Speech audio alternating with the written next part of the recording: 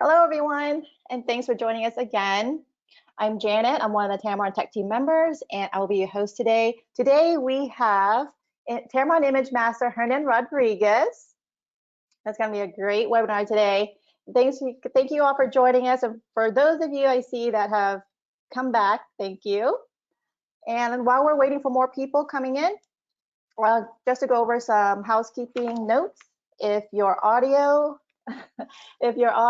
is not, if you can't hear your audio, there should be a control box, your control panel right here, and there's a audio drop down list, and just click on that and make sure your computer audio is selected.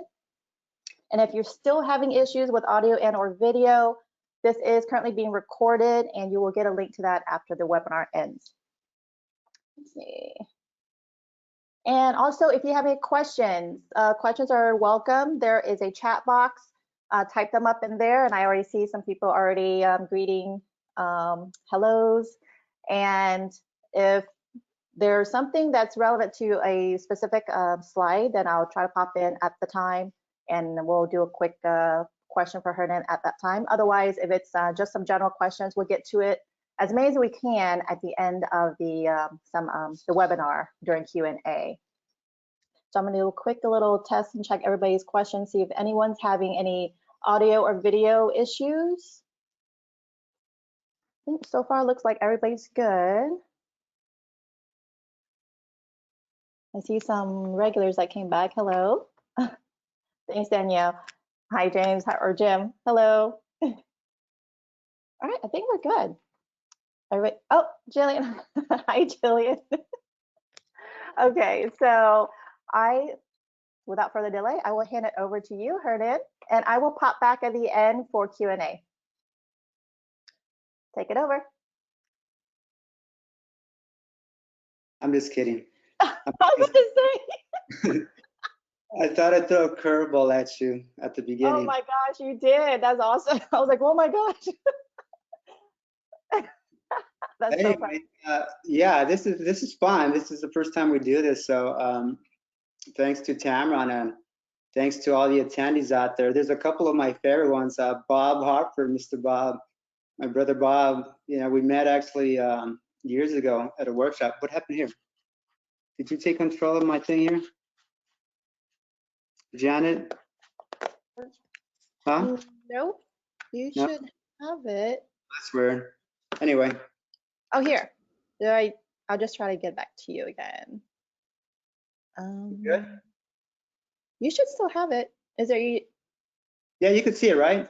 Yes. Yeah. Okay. Anyway, yeah. So thanks to everybody, Bob and Al Jumper and a few of my friends and my students at Tri Community. So this is fun.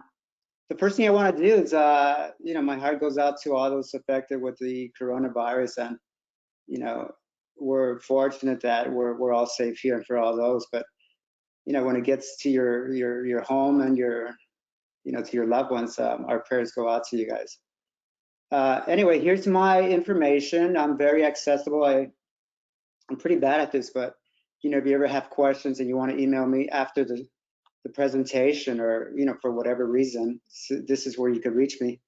And I'm pretty stoked about this recent interview I had with Photo Nostrum. It's a new magazine made by art curators in Spain, and they normally have like Hasselblad Image Masters or Pulitzer winners. So they gave me the first issue, so pretty stoked. Thanks to Julio. So with no further ado, we're going to talk about images, and I pulled out a select group of shots that I think were special to me. And my type of work, what I do, it's commercial portraiture, so it really is. People think I just do celebrity work. I do really just commercial portraiture. I mean, I could do everything, just dealing with people, from kids to just standard portraits. But I think in the past maybe 10 years, this is what I've specialized in, and I've made it a deliberate effort to pursue this with agents, with managers and studios. So, I never know who comes up in front of my lens, and this one was Dee Dee Bridgewater. Sometimes I don't know all these people, so I have to do a lot of research for myself. And Dee Dee, she's one of the last icons in jazz, female jazz. She toured with Ray Charles. She did private concerts with Ray Charles, and she's multi-Grammy, multi-Tony award winner. So yeah, she's very special. And for all these sessions that I have, and if you don't do, obviously, if it's not celebrity, if it's not wedding, if it's not seniors, they're all people that you deal with. It's all relational. It's all being able to gain someone's trust. So I let them dictate. When you're dealing with celebrities, I let them come in and I follow their lead. And she was very open to expression. She was happy with, just doing anything, and I love that, because sometimes as I plan my photo shoots, the magic happens. Sometimes I don't know what to expect, and I'm open to that. It's almost like an extra door I don't plan to do, but in the meantime, I know my lighting, and I loosely diagram certain things that I want to do, but I just let this happen. And Dee Dee, while we were talking, she just started laughing and just she had this spirit of joy, very positive. So I was there just capturing those shots. As we go along with these images, I'm going to kind of describe how I created these shots. This was all done with continuous lighting, and I'm going to show you. I'll bounce back and forth. These are my lighting diagrams for the shots that I created. So this is all done with continuous lighting. The background for Dee Dee was a marble wall that I painted. In my studio, I'm always painting walls, putting fabrics, painting white, marbleized textures, or, that's what I did for Dee Dee. And I decided I wanted something just to go back to the shot. I wanted something to just show this in here, just the intent, what's the face, the expression, because all I wanted to do was, and in portraiture, we're always confined to, what's portraiture? Is it the eyes? Is it the eyes interacting with the viewer? Is it the person looking directly at the camera? And normally it's like, what do we do with the hands? Is it close to the face? Does it have to be formal? Really, those are all kind of, it's structurally, it gives you a place to start. But beyond that, anything goes. I mean, anything like for this, I probably broke every rule in formal portraiture. I mean, her hands, like, this is what you're not supposed to do in portraiture. But there's so much information that you could see in her hands, which was amazing. I mean, and her eyes are closed. So like, how does that work? Because it's still dynamic. I mean, it's what's a portrait's important to the collaboration between me and the client, or me and the celebrity. So for us, this is she loved the shot. This is something that we both created, and it's a moment that we captured. A lot of people say, well, it's the essence of the soul, and it's not always the essence of the soul. I mean, it really is. It has to be authentic, and there has to be a sense of trust. But what she feels that day, if I shoot her a month later, she might not give me that same pose. She might not feel that way. She might not feel happy. She might feel somber. She might feel whatever emotion, but I'm there capturing that for that day. So it changes. We could capture in a person's lifetime many, many different looks. It's a personality of a person, of the individual. So back to our lighting diagram, my key light was a strip. I used a Westcott strip back, and I decided to really focus that light just on her face. So I used a grid just right above, almost like a beauty light setup directly over my head. And that was just focused. And I started everything with that key light, because that's what gives me the expression of that portrait. It could be something with a lot of punch, a lot of specularity, a lot of brightness to the face.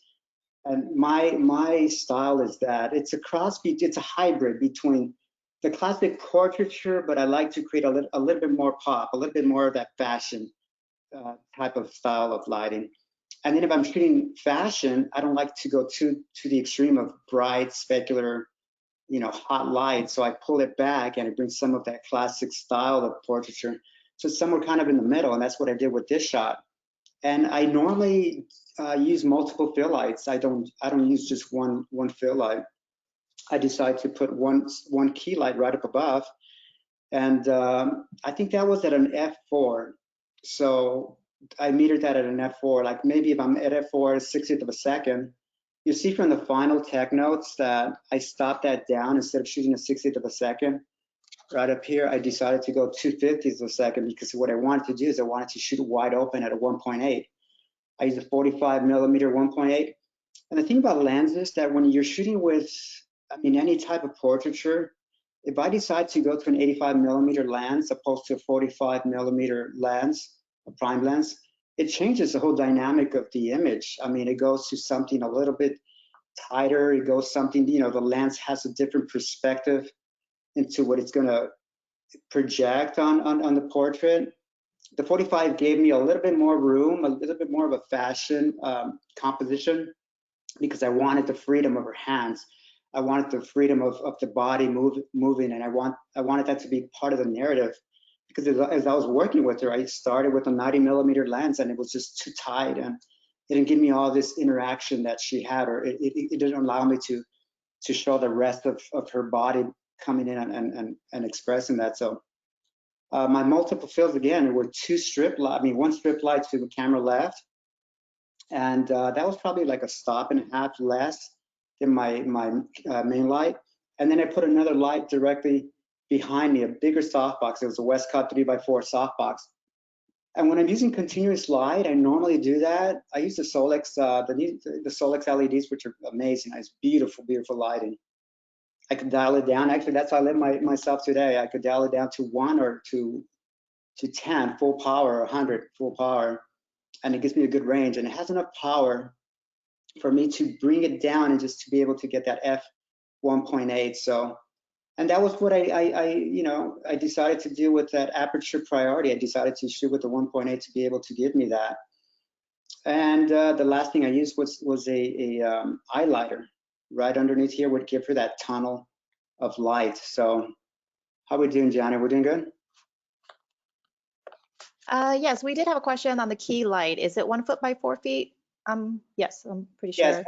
it's 1 foot by 1 foot by 4 feet. You know, the thing about a key light is that depending what you want to show in regards to the portrait, you could use it vertically or horizontally. This format, I used it horizontally, because what I do is I feather the light, or I find that sweet spot where it's showing its face, and then I tilt it forward or backward. In this case, I found that brightness of the face here. I brought it up a little higher, and then I tilt it. So that light came at this perspective, at this angle, and then it shot some of the light behind onto that wall. So it served as a key light and a little bit of a kicker behind her. You could actually use multiple purposes for a key light. If you bring it close enough to the background, if you have your subject close enough to that background, it could spill over and give you a little bit even more separation. Because if I go back to my main picture, it shows you just a little bit of spill. Could you see that right behind her head, where there's a little bit of brightness to our camera left or her right, and it gives it a little bit of separation back there. And you could actually see where that light falls off from her hands to the top of, maybe her eyebrows. You can see the brightness of the shot there. So we'll go on to the next image. Is that good? Yes, and just for reference, for all your shots here, I'm assuming you use all full frame camera, correct? Yeah, I'm using the Nikon 850. So it's a full frame camera. I love that camera. I mean, I shot Canon for probably about 16 years. And the past, I gotta say, about maybe 4 years, I've shot the Nikon, and I like it. I mean, I like it just because of the clarity that it gives me. Canon's nice; it gives you beautiful skin tones. But any camera, I mean, I don't think it has to do with that. But yeah, I'm using a full frame camera. Okay, we're good. All right, so I love this shot here of the sleeping giant. It's kind of a dichotomy, because I mean, when this gentleman walked in, he's like a teddy bear. He's a sweetheart. I photographed Lou Ferrigno was doing something with Discovery Channel, so we decided to do some promotional images for him. He was doing something about inspiring athletes, or people who wanted to be athletes, decided to go off and do professional careers. They became doctors, they became, accountants. So it was kind of like a reality show slash, fitness workout show. And, it's after shooting celebrities for so many years, people ask me, like, do you get starstruck? I mean, I'm not like, because they don't, they don't have that. They don't want that. They want you to be you. So, but there's always a sense of like, wow, this person's walking in my front door. And I shot this here at our home. He's like 6'6", 6'7". I mean, he's big. He's a giant, and he's still got to be about 285 pounds. So, excellent shape. He's in incredible shape, And when he walked in, I wanted to, and this is something I didn't get the chance to ask him before, because when you're doing kind of celebrity work, and this is more kind of personal for him and for myself. But when you're working with an agent, or you're working for an art director, a magazine, or something that has to do with editorial, you got to spell everything out like way in advance. Sometimes that might be 2 months and in emails, and finally you talk to the celebrity. Sometimes you don't. You talk to the manager, his publicist, and all the particulars, for the shoot, what they like, what they don't like, what you have there ready for them, how long is the photo shoot, what are the image, what usage rights, who's, what, all the details. So with Lou, I didn't get the chance to ask him about the Hulk, because, that's what he's known. He's like the original Hulk. And I don't know, if he liked it or not, because it's like green, and maybe he wants to step away from that. This is for something completely different. So, I didn't know where to go with that, but I just kind of took a chance. And that's why there's the green, Luckily, we had that green, all these green things around it. And I said, you know what, let's create everything with that kind of mood, as supporting, he's personified as that. So, but I didn't want to go too specific in that. So it's still kind of a classy shot. I mean, it's very clean. It's hinting at that. So, and this shot was kind of in between takes, because, we had maybe a couple of hours with him. And this shot, as he sat down, I talked to my celebrities. I'm like, hey, listen, relax, shut your eyes. Let me talk you through the next shot. And while he's doing that, there was just this sense of serenity. And, it's almost like the sleeping giant. So, I said, Lou, just relax, sit down. And I took the shot. So now for the background are these sheets that I have here at home. These things are, I got 2 big sliding doors, and they're curtains. They're like these bamboo curtains that blocks the light. And I decided to base everything on that background, because it still had a hint of green, a little bit of grayish green. So I decided to use that as a background, and this is when you're creating portraits, you always have to look at every square inch of whatever location, whether you're at a studio, whether you're at home, whether you're on location. I mean, vision and just kind of opening and broadening your what you're able to see. We have to be reactive, we got to be, to see what's around us, and then we become proactive photographers. Like, okay, let's do this, let's work on this spot, and this is what we did with this. Now, everything I do in regards to my key lighting, or with the style of lighting that I'm going to use, is all based in my background. It has to be a balance. It has to make sense. If this shot was done in blown out daylight, then I have to use light that is a little bit more specular or contrasting, to kind of match those shadows or the style of lighting indoors than outdoors. So, so once I saw that lighting was a little bit of kind of, it wasn't soft completely, but it was a little softer, then I decided to use a Westcott softbox. I got the largest softbox that I have. I think it was a 3 foot by 4 foot or something like that. I'm going to go to the behind the scenes shots here. I mean, the lighting diagram. For my tech notes, I use a 4 by 6 foot softbox, really huge. And, the beauty of lighting is that I could pretty much have one light to illuminate my subject. If you bring it close enough, it just wraps around and it creates a softer feel of light. If you bring that light further away from your subject, it creates more shadow, more contour. So, that's one key point that we have to think about as photographers. Not only is the modifier, what are we going to use? Is it a 12? I love a 12 by 18 softbox, because I put it directly here in my subject's face, and then I bring fill light all around and wrap it around. But in this case, just using a softbox, it isn't a fact of just, okay, I'm going to put a softbox. It's like, well, what's the distance to your subject? What's the quality? If the light falls off, what kind of shadows does it give me? If it comes in closer, it becomes flatter. If I bring that softbox towards the axis of the camera, completely flat. I mean, it's almost like a passport, type of a shot. So, you're bringing off the axis of the camera, then it creates contour, cross shadow. So you bring, you see the actually focus of light here, the direction of the light coming and the shadow on the opposite side. So it's important as photographers that we have to be very cognizant of what we're doing with that light. The height has to do a lot with it too. The higher I bring that light, where do the shadows fall? So for this, I use a Westcott 4x6 softbox, and I use the Roscoe filter sepia. Now, I know a lot of people use like, CTO, CTB, color balance, orange, blue, filters for special effects. I love color. I use the Roscoe lighting system, and I combine that with custom white balance. I use a data color, data checker card, and I take a picture of that shot. So when I'm putting all my filters in, I make sure that light is neutral at an 18% gray, and that's what I'll do with all my custom work. I make sure it's all neutral, and then I add my color. So I'm starting at a clean white light, and then I'm adding color. So in this case, I use a sepia tone. It's not a CTO, but they're like hints of brownish amber colors. And if I go back to that image of Lou, you're going to be able to see, now that I tell you what color I use for that main light, you could see that there's sense of, it's not white light. Look at his hand, there's a sense of warm brown tones. And his face, there's a sense of warm brown tones.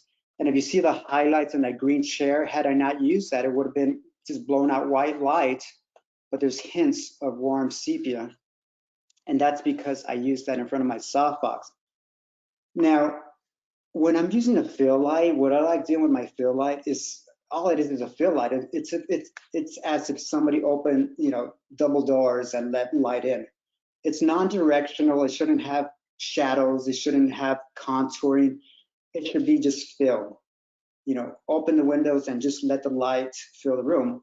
And it's all mathematical. It's all by equation. It's like, well, how much power is that fill light? And that's how you control your contrast, the ratio. If it's one stop, a stop and a half, two stops less, three stops less, then it creates the contouring, the shadow, the contrast. So for my fill light, what I basically do is I put that light directional or right behind my camera axis. So all it does is open up the room. And I use the Westcott Deep Umbrella White Balance. I love that umbrella because, one thing is just using any umbrella. It's just a 32-inch umbrella, a sand umbrella. But the thing about this particular fill or umbrella is that it's a little deeper. So not only that, but it's white, reflective on the inside. So I could actually see the focus of that fill where it is, and I could put it where I want, whatever I want to fill. So if I bring it high enough over the camera and I feather that light, I could see where I'm filling, because I don't just want to open up that light and just not have any non-stylized portrait, because then it would just be, a candid shot, a glorified candid shot. You still have to control that light. You have to control the fill. You got to control your main light. Any light you put on set, you have to control. So that light I also filtered with the ivory. It was a Roscoe filter ivory. And ivory is almost white, but it's just a slight tint, a warmer tint. So it's like an eggshell white. And so what it does, that it cancels out a little bit of that sepia or whatever filter you put on that main light. It takes that away because you're putting almost white light, but it's still warmer. And it controls also how much of that main filter you want to show. And my final tech notes is I use a 24x70. Now, the parameters I had for that shot were not really big. I think I probably had, no more than 6 feet.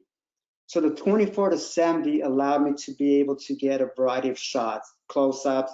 I could go to 70 millimeter if I want to get a 3/4, which we did. But for this shot, it was a full-length shot, so it allows me to go back from that same point I'm at, focusing, without having to move around or change my perspective. So it's an ample, I like to use it as an ample focal length. And I shot that at 250th. The reason why I chose 250th was to stop down the environmental, the ambient, which was behind. So if I go back to that picture, in order for you to get a good exposure in that background, I brought it to 250th of a second, which was the fastest shutter speed sync my camera has.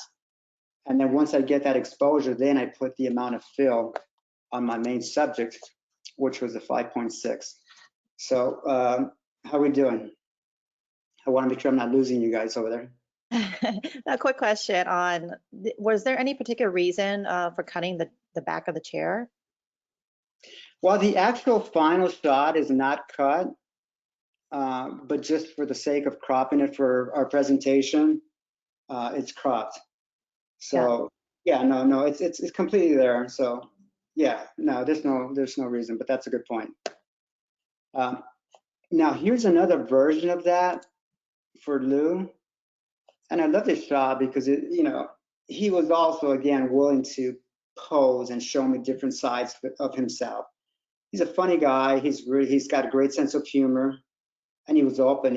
Again, like when I'm saying, when I'm doing celebrity work, I let the celebrity guide the photo shoot. I don't want to go in with so many ideas, and it kind of puts them off because then they start really being contrived in their expression. So I let him guide, and he sat down and he showed me all these different expressions, and I thought this was great because we have this chandelier right overhead, and I said, let's make an asymmetrical portrait, which this is intentionally cut this way in camera. I cut the chandelier on top halfway, and his body is black shirt, negative space, using it to a composition that's very graphic, and it worked out. And I used two different setups. We used the same setup I used for the previous shot, and on this shot I took away the fill, so now it gives me a little bit more moody type of lighting. But it's simple. I had two lights, or I turned one off and I used the big softbox. So for using for doing work that is, in order to not complicate yourself. And people ask me, well, Hernan, what do you do if you don't have much time to work with the celebrity? I use one light. My to-go-to light would be just one satin umbrella. I use one big umbrella and I feather it. I bring it up close. I have an assistant bring it right over my subject's face if I want to do more of a beauty light setup. I bring it, perpendicular at a 90-degree angle to get a split light, which is what we did with Lou. I brought that light to, camera right, and it gave us a nice split light. And then I wrapped it around, and it gave us, on the left side, you see more of a Rembrandt style lighting. So I think between these shots, it took us maybe 3 minutes to go from one to the other. We quickly turned the fill light on. We changed the axis of the light and got a completely different shot. Hey, Hernan? Yes. On the shot, are you using a light meter? And if so, what do you meter? Face, arms? Yeah, that's a good question. Actually, that's a really good question. I've been doing this for 20 years now. And, I started with a light meter. My dad was a photographer. I learned the old school. I could go into a set knowing, and I know my equipment. That's the important thing, is to know your equipment, because if something fails, or if you don't have a light meter, you don't have the time, especially with celebrity work. But I use a light meter all the time. I gotta say 99.9% of the time, I got a light meter. Could I do without? Absolutely. Take away the light meter and I know exactly my power packs, how much watts per second each channel might have. I know the distance. I know the modifier I'm gonna use, even to the fact of the construction of that modifier. If I'm using a softbox that is silver on the inside, well, it's going to give me more punch. It might give me even one stop more. So all these things that I know, I do it in my practice time. Practice, practice, practice, practice. Change your modifiers, change the lights, change the power, change the distance. And if you do this with a light meter, you know, it gives you an idea. So as you're recording all this information, you're like, oh, okay, I know that if I use this sound umbrella at 5 feet at 250 watts per second, I'm going to get a 7.1. That's a rule of thumb for me because I've done it so many times. But I like placing that light meter. And part of your question was, how do I use that light meter? The first thing what I'm doing is when I'm metering my lights and I have, you know, my key lights at a 45-degree angle, I get that light meter and I'm putting it towards the light. I'm metering, okay, I got a F8 here, you know, maybe my fill light's over here, you know, there's a 5.6 there. I'm metering towards that light. If I have an accent light, a kicker behind, you know, I'm metering towards that light. So I'm getting an idea how much power, how much the brightness of the light is surrounding my subject. When all your lights are in place, then I meter directional to the camera. So what I do is I take that little meter dome, I put it, you know, that sphere, and you put it towards the camera. Why? Because the light's cumulative. It reads everything that's coming on here around. So if I'm placing that light towards the camera and I got a, you know, an F8 and I got a 5.6, so towards the camera, you know, you're at a 7.1. It's adding all those increments of lights. You know, if there's a window that's open and it's really bright, I mean, that's going to accumulate. That's going to add maybe, you know, 0.2 of a stop up here. So if your shutter speed is low enough, it's going to add even more light onto that sphere. So at the end of the day, towards your camera, take a pop, do a test, and go ahead and take that shot. You know, a lot of people keep on looking behind to take a picture. You know, this is what they do. I mean, and you know, it's kind of standard. You shoot, you take a look, you shoot, you take a look. I'll do that and maybe do that one time. And it gives me a reference of where I am, but understand that little LCD, it's going to give you, they try to make it an accurate representation of an image. So you're looking at it, you're saying, okay, it looks great. But when you get into Lightroom, you find out it's like, oh my gosh, you know, there's no detail in the shadows, or, you know, you're 2 stops hotter than what I should be, because it gives you a general representation. So don't ever go by that. But I use it maybe for my first shot. And when I'm doing celebrity work, I try, you know, I have to look at my monitor because a lot is writing into these shots. You know, we have agents, publicists, it's used for editorial, whatever it is. I got to make sure all the information's there, that I'm not clipping shadows or blowing out highlights. But after that, I like putting that away because it distracts the talent. You know, taking a shot, they're looking at themselves, you know, taking a shot, everybody's looking, everybody has to interact. It's almost like a painter halfway through his portrait. Like, oh, you know, I don't know about this color and about that. Well, it's not complete, you know, so I like doing that just for a reference. Now we go on to our next shot. Any questions on that? Just a little quick, brief one. Just someone's wondering why the chandelier is more definition on the right. Well, you know, if I'm changing my lens, let's say for instance, and that's a good point too. If I'm changing my lens and I'm using, let's say on the right side, I decided to go to a 24-70. Well, 24-70 gives me more depth of field, both top and bottom. Now on the left, I shifted to a 70 to 200 millimeters, and I step back maybe about 7 feet. You know, so it gives me more compression. So it changes that perspective.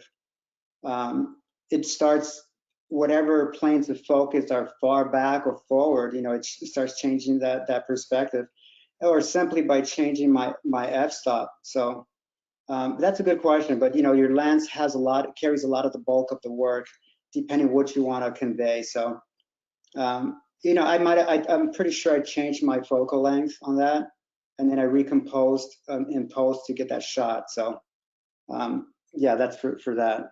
And do you ever use the camera's histograms to check your exposure? The camera's histogram, I do use it because it shows me if there's clipping. So yeah, that's a great reference to use if it's there. Because if it's showing that, you know, it shows you that spike. And most of the time, you know, the way I get it is if I'm going in and finally I take my final exposure, because what I do is I always do a custom white balance. I'm telling you, I take that data color checker card. It's a gray card, and I take one shot and it fills the whole frame.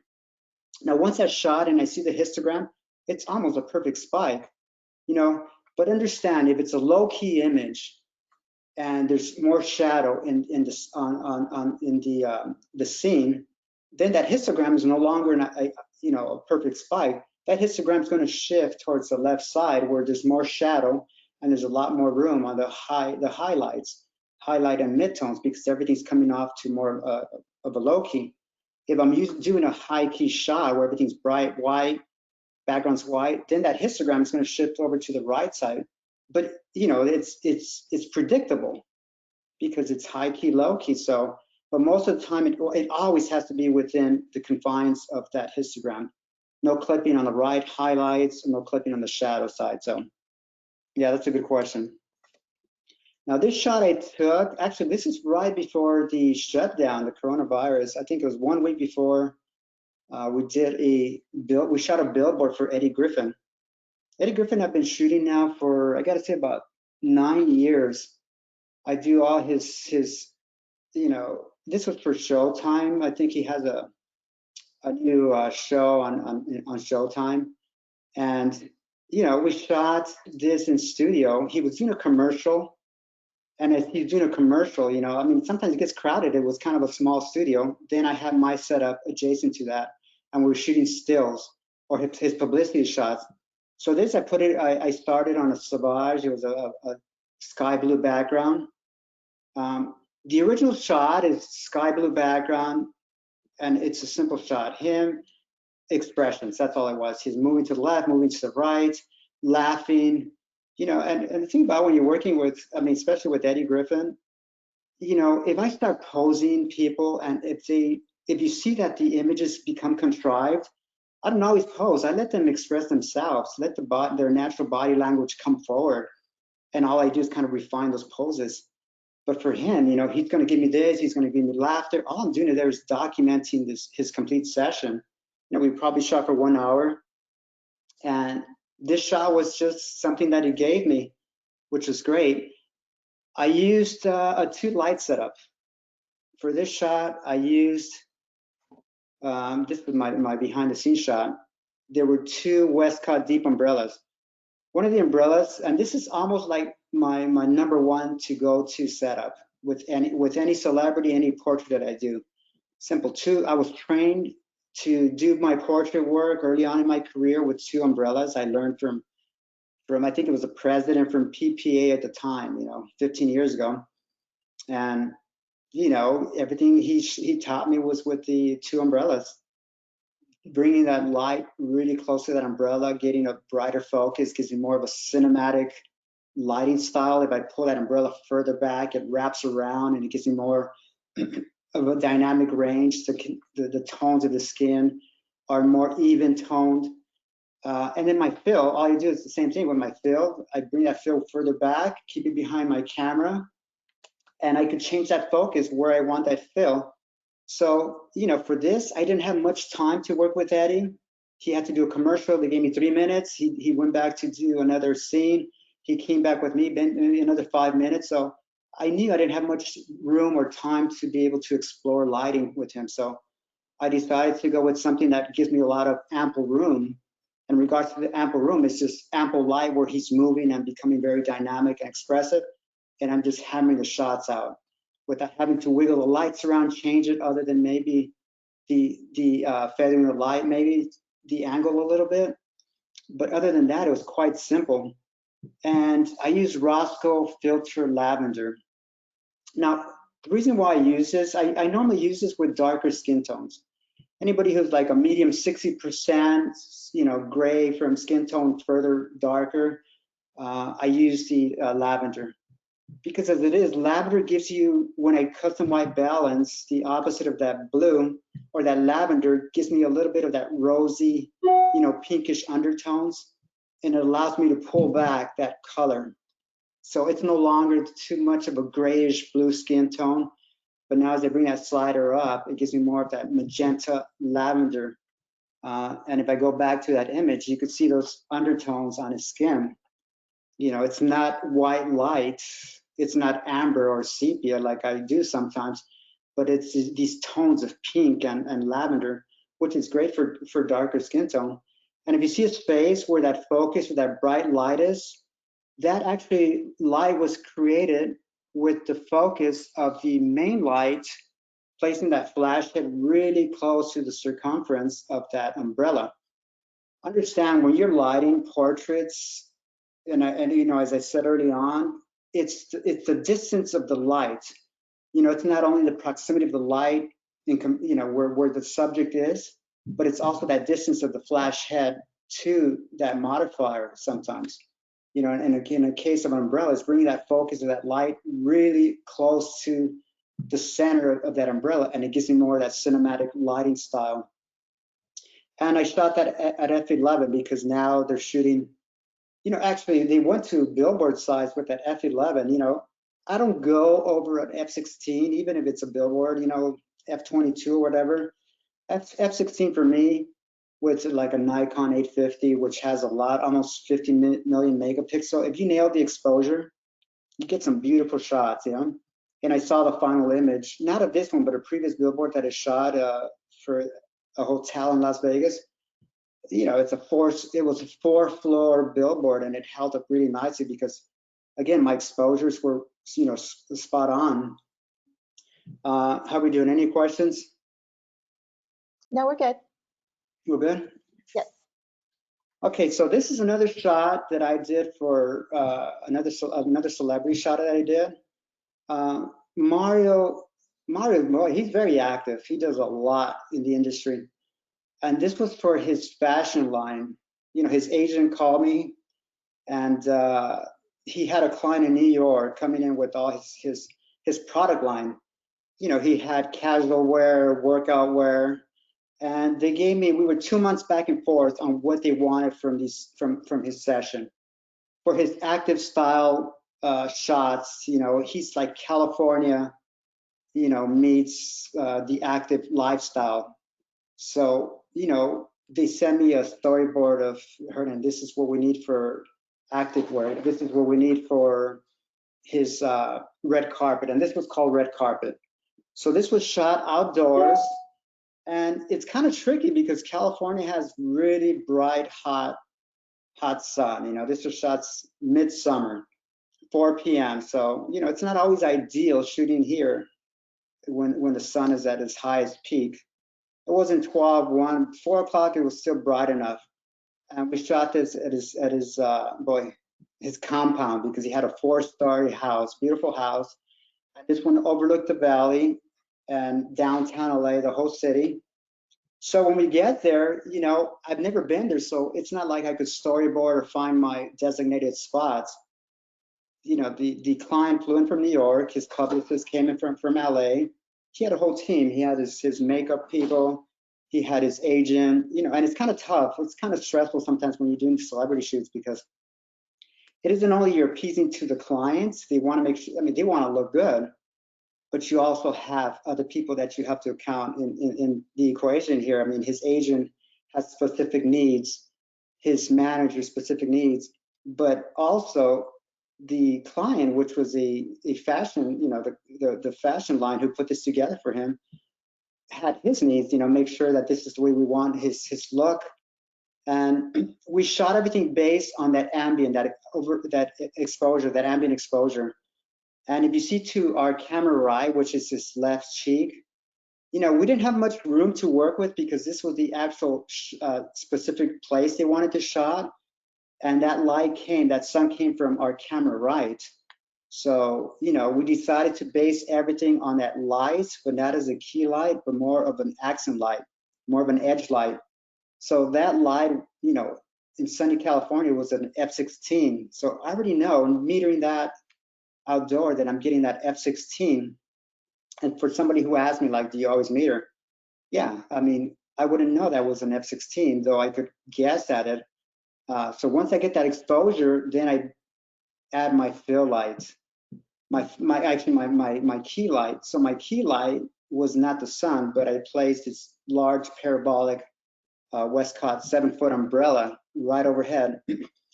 And I try to simplify this again because I'm trying to match the light that's there.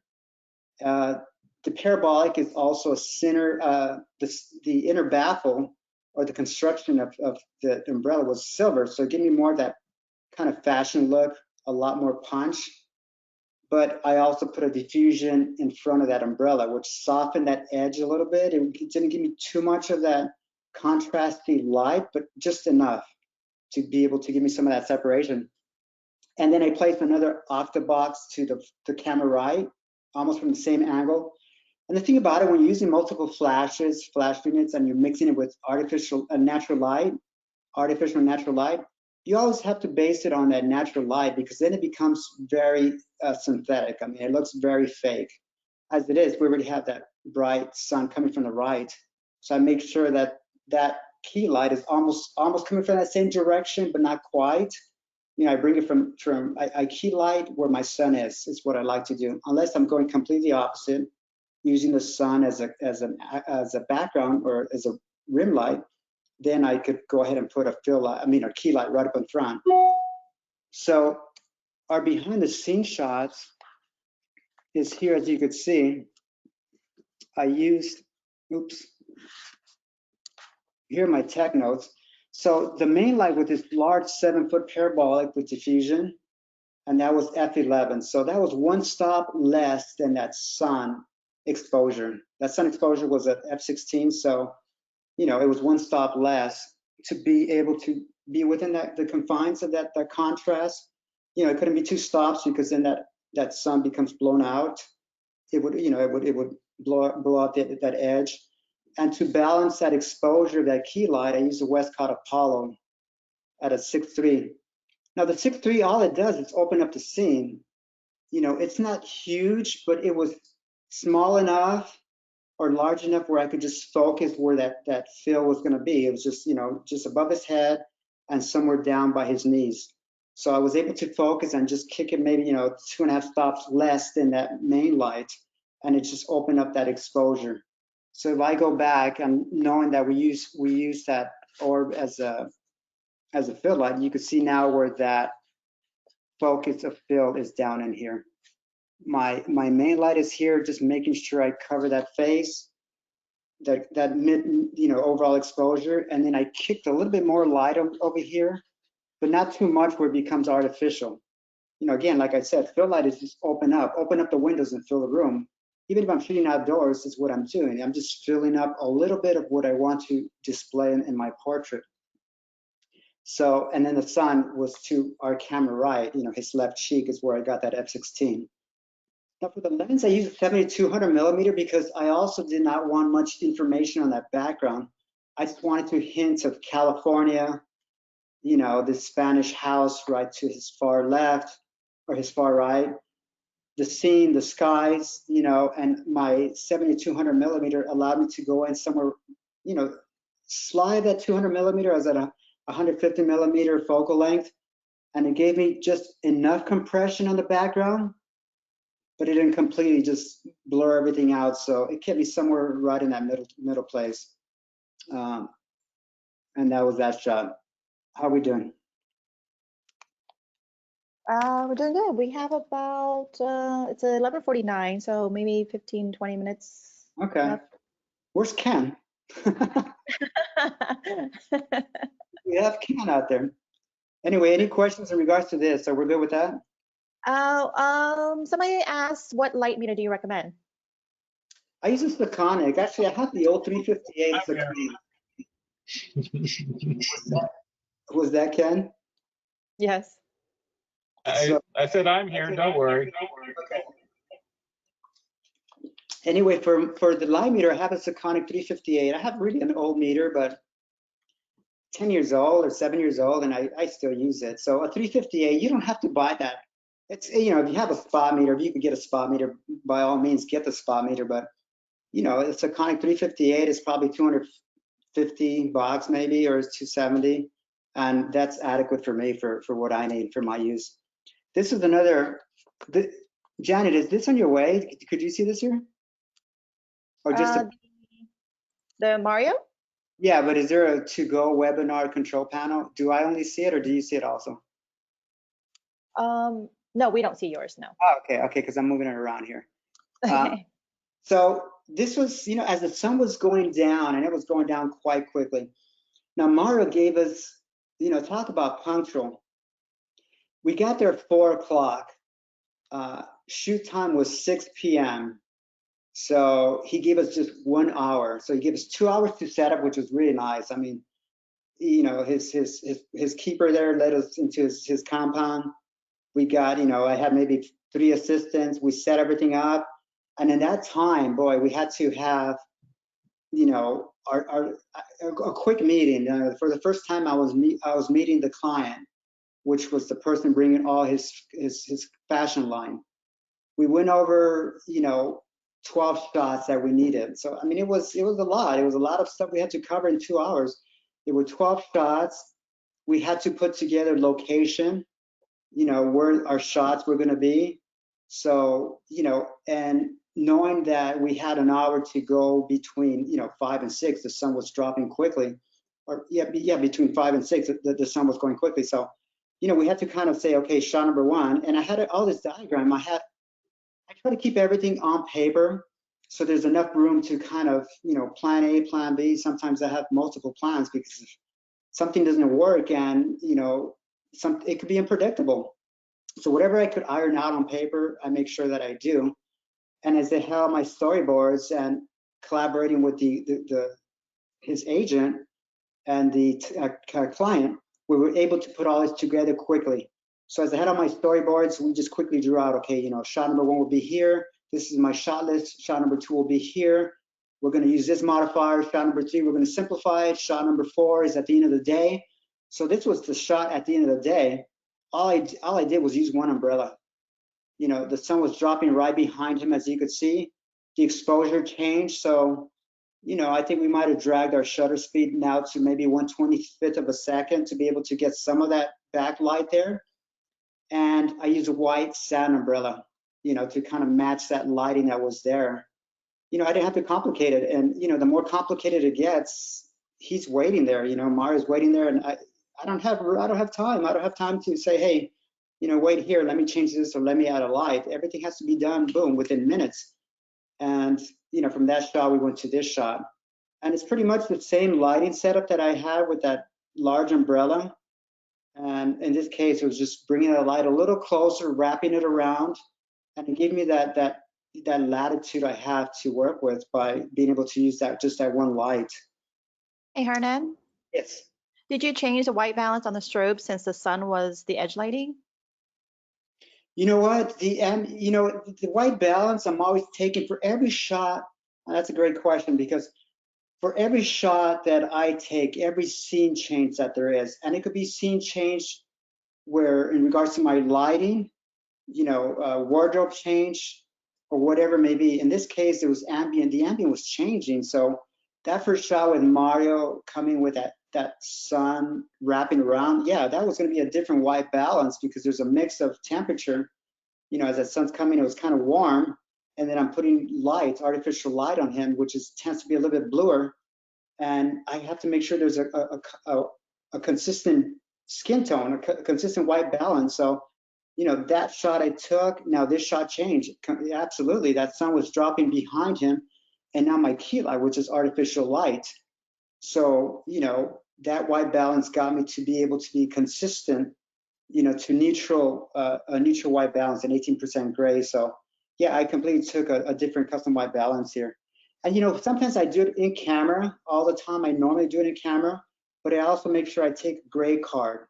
I take a shot of that gray card, because when I take it into Lightroom, all I have to do is take my color point, my white balance picker, hit that gray card, and it automatically shifts everything to a neutral white balance.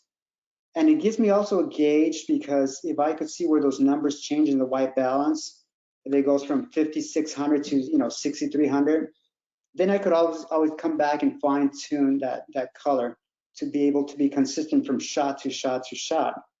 Because if you get all kinds of color, lighting changes and everything, and you have maybe 20 images at the end of the day, that skin tone has to be consistent throughout that full session.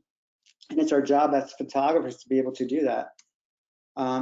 This is another shot, which I love this shot. This is for Major. Major's R&B artist, and he's also an actor. He's got like 100 million YouTube views on one of his music videos. He's multiple Grammy nominated singer. You know, this year he was nominated for NAACP awards. You know, he's always up for music, R&B music artists against like Bruno Mars, and you know, he's really good, incredible vocals. And this again is another, you know, publicity shot I did for him for his marketing purposes, you know.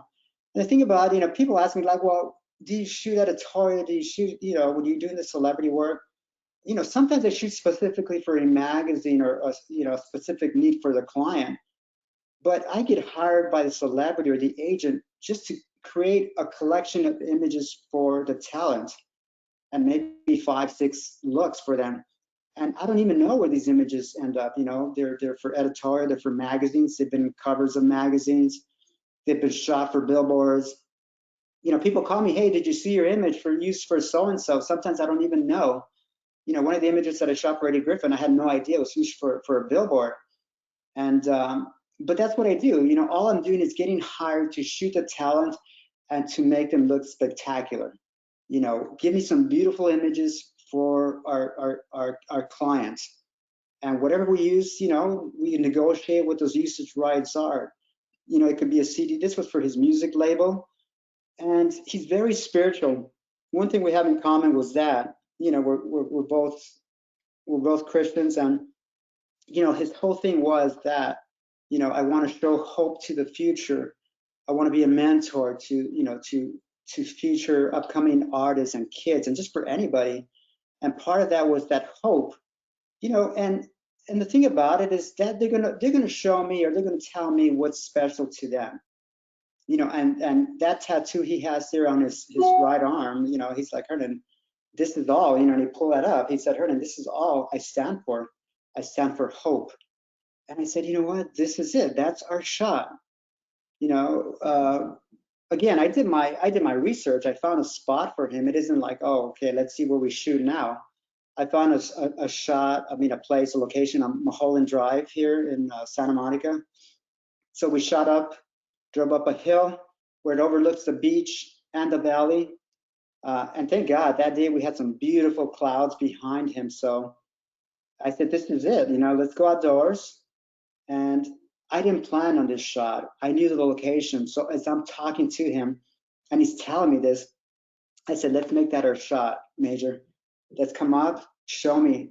And as he's doing this and he has his eyes closed, I'm talking to him. You know, he has his eyes closed and I said, you know, talk to me. What's special about this? What does this mean? And what does your music mean to you? And it's a collaboration. I'm recording our conversation. He's giving me what we're talking about, you know, what emotions he has going through his mind. There has to be some subtext. There has to be something, you know, because as photographers, we get so, you know, confined in like, oh, our lighting and where's my lighting and what's the posing, you know, we start dictating too much and you miss these opportunities. Because had I gone in there and posing him and telling him, okay, lean this way, turn to your right, do this. I mean, it's great, you know. I do that to pull back or hone in an exaggerated pose and bring it back a little bit. But other than that, you know, this is him. This is the expression of your subject. And as he's doing that, I'm there just recording those moments. But there has to be a sense of trust. I don't get to this shot and there not be trust. So he has to be confident in what I'm going to do for him. He has to trust my work. And, you know, it's a collaboration. His manager was there with him and we're all talking together. I'm like, hey, what do you think about this? It's like, oh man, this is powerful. And he feels good about it. You know, he has his eyes closed and I'm just taking shots. And that was his cover shot. So everything again is based on my ambient. What is the sun? What's the ambient light? What direction is that light coming from? Where's the focus of light? What's the quality? What's the contrast of that light? Once I establish that, then I could place my artificial light to match that light. Otherwise it becomes too artificial, too staged. You know, and the last thing I want are just images that are, you know, too contrived. Now, the behind the scenes for this shot is here. If you could see, I'm gonna go back to that main shot so you guys could get an idea how I'll put this together.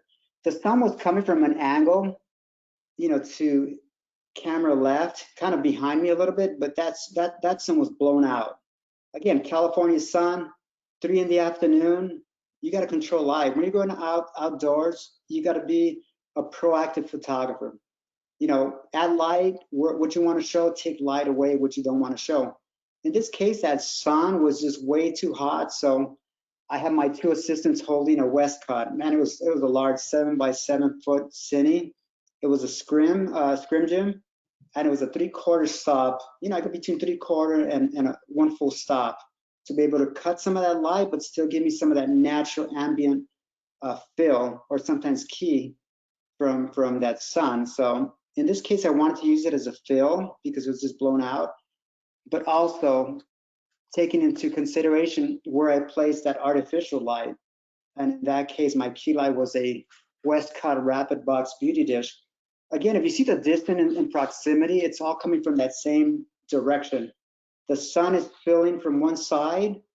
I pull it back, I scrim it back, diffuse it, and I put my key light from that same direction that he's facing, but also from that same direction of the sun. And then I control the contrast. Once I establish my exposure for that sun, then I power up that, my artificial light, which was the Rapid Box, and I brought that up to F14 was my final exposure for that key light. And to open up a little bit of that exposure for my ambient, again, it's a head to toe shot. I used the Rapid 43-inch Apollo orb. And I power that down. I put that to flavor. If I want to power that down, 3 stops, 2 stops, 1 stop, I could control the contrast by just having that at one position, and I just power up or down my fill light as much as I want. Again, I don't want to just fill up a whole place. I just wanted to show a little bit of, ambient, and all based on the key light. So again, back to that shot, you can see where the beauty dish is coming off to camera left, directly in front of him. And that sun is all wrapping around because now I got a scrim overhead, and it just creates this beautiful, it's almost like a beautiful window light outdoors. And I could control the brightness by the power of my key light. So how are we doing? Everything good?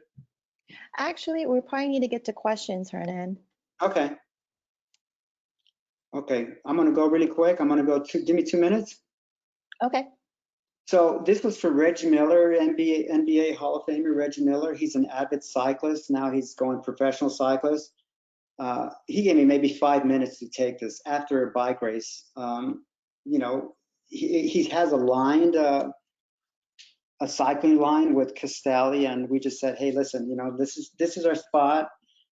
You got 5 minutes. What can you do? And it was the same, photography setup I used for major. A beauty dish coming from the same angle as the sun, and to give me that nice bright focus right over here on the camera right. And I'm going to go really quickly. Mike Tyson, Evander Holyfield. Again, I shot this many years ago. I did the reunion portraits for these 2 giants. This is the first time they had been seen in public since Mike Tyson bit his ear off. And they were both gentlemen, We created this in Las Vegas after Mike Tyson's one-man show. The reason why I pull this up as my final shot is that they told me initially that I had this huge room to work with. Had all these great ideas, different color backgrounds, let's do this, let's do that. At the end of the day, I had maybe 5 feet to work with. These 2 giants were directly in front of me, and I used the 24-70. 24-70 allowed me to be able to get wider shots than I would have been allowed to then using a 7200 millimeter, which was my #1 lens to go with. 24-70 allowed me to be able to get a nice perspective on them. Had I gone with a 15-30, it would have been a little bit more distorted, making them look a little bit, just disproportionate. So I decided to go with this instead. Okay, let's get to questions. Okay, perfect. All right, so actually, I mean, we got to quite a bit of them during the talk, but there was like a couple good ones. One, what if the weather is bad on a scheduled day? Do you reschedule or recalculate? Gosh, it's happened to us before. As a matter of fact, when this is funny. As a matter of fact, when we did this photo shoot, I shot this for the Tamron advertising campaign for the 85 1.8. When we decided to do this photo shoot, we had 3 setups to shoot outdoors, and we were storyboarding for 2 months. The show's got to go on. There's got to be a plan B, plan C. We decided to set up everything indoors, and the ones we did shoot outdoors were maybe 2 sets. We used a scrim gym, and we used a black velvet fabric, and we set up an outdoor shoot. We put a tarp. The show's got to go on. When there's so much writing into a session, agents are there, managers are there. If somebody's doing a wedding or engagement, people take days off. If kids are doing their senior high school portraits, well, the kids are there, they get their hair done. They're excited about this. They get their makeup done, they get their wardrobe. So, the best thing to do is stay on schedule even if there's rain, because sometimes you get magical color shooting outdoors in the rain. All you make sure is you get a tarp, get a scrim, put it behind you, and shoot. I rarely do I cancel a shoot because of rain. So, but that's a good question. Good to know. Do you shoot tethered, or do you to see the impact of the white balance? I shoot tethered as much as I can because, there's a lot of, if you can, if you're allowed to, if you have a laptop, why not? But don't let that distract your interaction with the subject. Even for celebrity work, it's kind of a double-edged sword. I shoot tethered, and sometimes the agent and the people get so much into the control of the image, what's happening, what's going on, and we lose that interaction. So I shoot tethered just for the onset of a photo shoot. Get me, check my exposures, check my shadows. Most photographers take a look at their highlights. Tethered for me also is a lot of information I look for are the shadows. Are the shadows, is that latitude, digital latitude too extreme? Are the shadows way too low? Am I clipping? Is there information in the shadows? So once I determine that, for my laptop, I put the laptop away, and sometimes I pull a plug. I shoot to card, and I just have that interaction, because the magic is this here. The magic, what's happening is just recording that what you're getting with the subject, what the subject is giving you. And if you have tethered, everybody else, what you're giving everybody else, what you're giving the agent, like, oh, I don't like this, change that. Then what's the point? A lot of these iconic shots are done before the tether, technology. Everything was done, and there's sometimes the magic happened because there was a mistake. Somebody laughed, he recorded it, and it becomes this beautiful iconic shot. So yeah, I let tethering not control too much of what I'm doing. Got it. And going back to the shot of Mario against the tiles, if you had the time with this shot, would you have lowered the exposure to the elements to the right of him? Oh, if I would have, like, that bright white exposure back there, I think I would have. I think had I gone in, I looked at the shot too, and for one thing, it was very stark. So when I placed them, when we decided to put them there, I knew that white was going to be an issue because it was very contrasty. But these are things you're calling on set. So had I had the time, I probably would have changed it. I feathered that light as much as I could away from that white, but then he flattened out. There was no specularity on him. It was just flat. He was meshing into that background. So I found a way to balance it, and the way we did it is we changed the shirt to a white t-shirt. Honestly, when I saw that white and I saw it was going to be an issue, I made sure I had a white t-shirt to kind of offset that focus. And it's all composition, it's all contrast. Just the white chairs in the background where you could dimly see it gives it a little bit more balance. But yeah, that was a call we did there on set, so we didn't have much to work with in that. It was either light him or not to, or minimize that white background. But that's a great question. Good observation from whoever that was. Yes, and someone was just curious, what was Dee Dee's last name? Dee Dee Bridgewater. Yeah, Dee Dee Bridgewater. Yeah, her music's amazing. And people are wanting to buy those images for her music label. So yeah, that was fun. That was great. All right, we have gonna wrap it up with the question of what lens do you normally shoot and why? That's a good question, because when I early on in my career, when I started photography, maybe for the first 2 years, I experimented with everything. Then after 3 years, I fell in love with the 7200 millimeter lens. If you read some of my old articles, all I talked about was that 7200 millimeter lens, because it was good. It gave me that latitude, and all my images were, just the interaction. I love the face. I was enamored by the face. So what I wanted to do is I want to bring the beard right in front. And after that, then I started, Tamron came up with the 45, and I started using the 45. I really don't have a favorite lens. I gotta be honest. I started with my 7200 being my favorite lens, but now I'm using, like, this was a 45 millimeter lens. I love using a 90 millimeter lens if it calls for, a tight shot. Like, Dee Bridgewater was here showing me her hands. I would change the lens to a 90 millimeter, and all I would want to see is just those eyes, those beautiful big eyes, and her hands. So for me, it's like being back to art school, using a different paintbrush. What do I want to express? How do I want to create this painting? What do I want to show? Just big brush strokes and a tight shot? Yeah, then I would use an 85 millimeter lens or 90 millimeter lens, or just create this beautiful environmental shot with hints of stuff happening in the background. I would use a 35 millimeter lens to show just like this narrative happening, elements of a story. So I don't have a favorite lens anymore. And I just let the subject dictate, what are we going to create today? And then I pull the lens out to make that happen. Actually, another quick question. Do you use bracketing? You know what? I've never used bracketing. I've been doing this for a long time, and I don't, because I rely on my light meter. Back to the light meter. I rely on my light meter and that exposure. Everything based on that key. You see, what I do is I base everything on that key light. How bright is it? Do I have an accurate exposure? And do I feather the light where I have a nice range of skin tone? Once I determine that, then I bring my fill and create that contrast. And once I create that contrast, that balance, I don't need to bracket. I have my exposure dialed in, and that's it. It's good when you start out to get bracketing done. If you're running tests in your studio, but I think you should more practice on the accuracy of your exposure, and then you have bracketing becomes an extra thing you have to deal with. You have white balance, you have exposures, you have many lights to deal with. Bracketing for me was just one extra thing to deal with. So I avoided that by nailing my exposure and that contrast of that exposure. So Great. Well, thank you, Hernan, and thank you for everybody for joining us today. And if you still have questions, feel free to reach out to Hernan.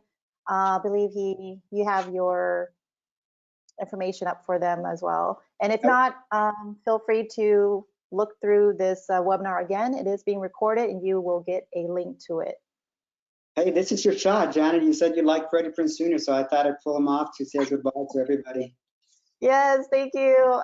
He was my crush growing up. So he's coming back. He's doing a lot of shows, so you'll see him around. Yeah, I noticed. Yeah, thanks to everybody. And really quick, a quick outro is here's the information. My website at the top has everything you have to deal with to find me, Instagram and my email. So I'm very accessible. And make sure you take a look at that interview. It's at photonostrum.com. It's the first issue for this magazine, and I'm pretty proud of this one. So there's a lot of this that I cover there, and I talk a lot about color and the portrait, what it means. So anyway, thanks to everybody, and it was great, Tamron. It was Thank you, Hernan. And it was good to have you, Janet. So thank you so much. Thank you. Goodbye, everybody. All right. Bye-bye.